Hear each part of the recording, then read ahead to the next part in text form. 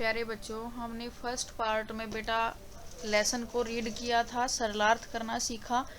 ठीक है, अब बारी आती है हमारी एक्सरसाइज की। ठीक है, लेसन को रीड करते टाइम हमने वर्ड मीनिंग्स को ऑलमोस्ट कवर कर लिया है।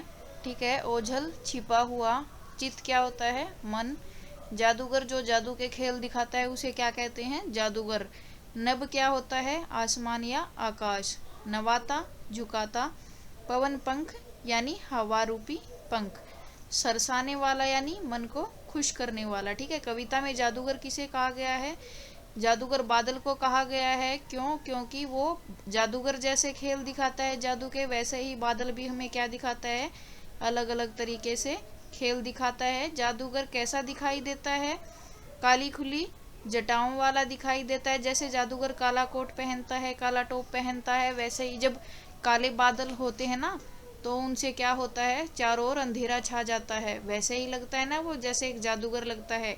जादूगर कौन कौन से करतब दिखाता है, तरह तरह के करतब दिखाता है। हवा रूपी पंखों से उड़कर आता है, हाथी की तरह सूंड को झुकाता है, कभी दिन को रात बना देता है, कभी बारिश करता है।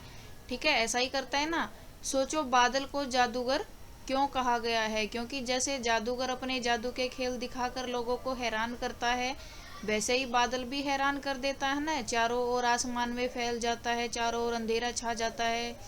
ठीक है, हवा चलने के कारण बादल इधर उधर उड़ते हुए प्रतीत होते हैं, इसीलिए क्या कहा गया है, उसको जादूगर कहा गया है।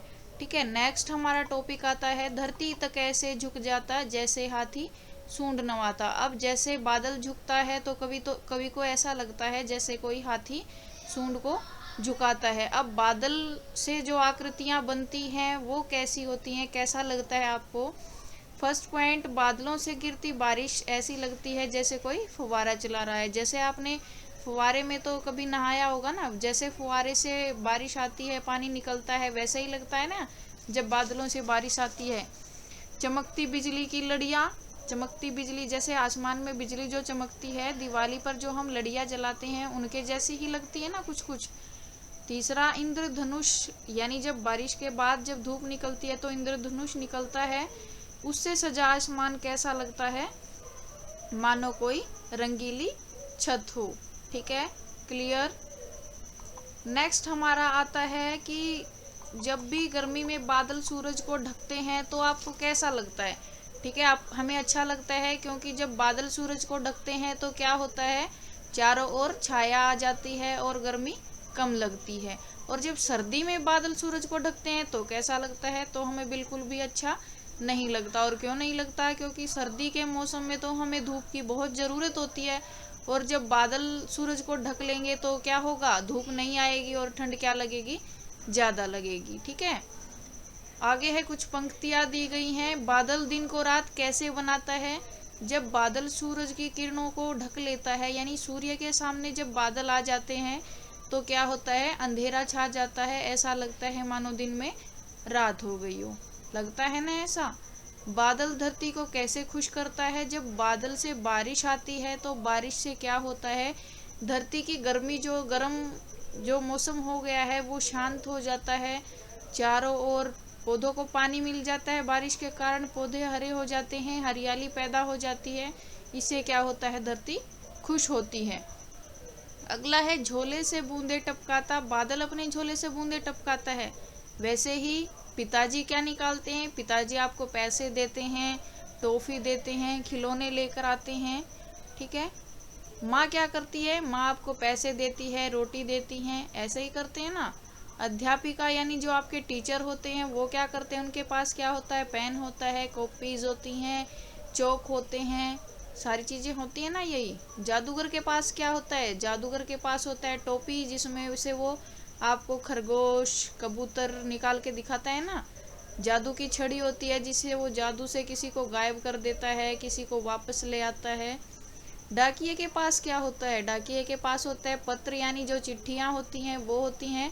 मनी ऑर्डर भी एक पत्र के जैसा ही होता है, लेकिन उसमें क्या होते हैं, पैसे होते हैं। पैसे एक इंसान से दूसरे इंसान के पास पहुंचाए जाते हैं, उसे मनी ऑर्डर बोलते हैं। ठीक है, इस कविता में बादल के कुछ काम दिए गए हैं, जैसे खेल दिखाना, उड़ना।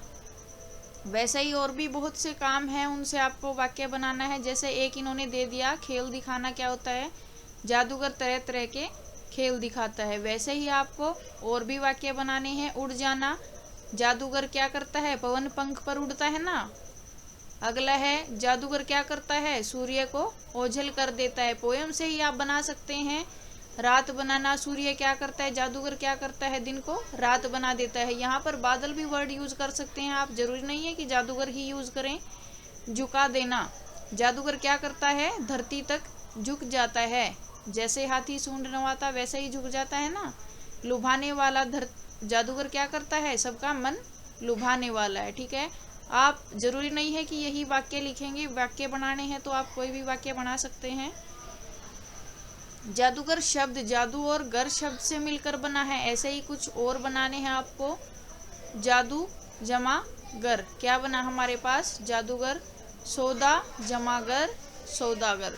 बाजी जमा गर, बाजीगर। ठीक है,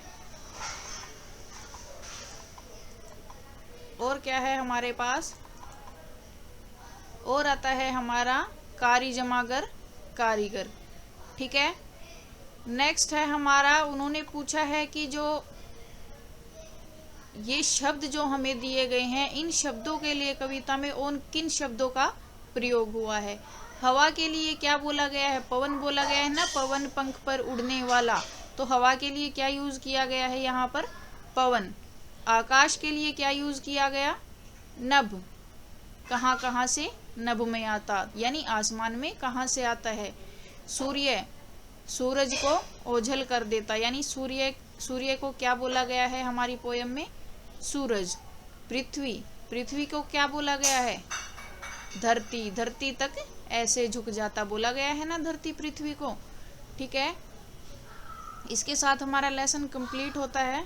अगर आपको मेरी वीडियो अच्छी लगी हो तो आप प्लीज़ इसको शेयर करें, सब्सक्राइब करें और लाइक करें। Thank you.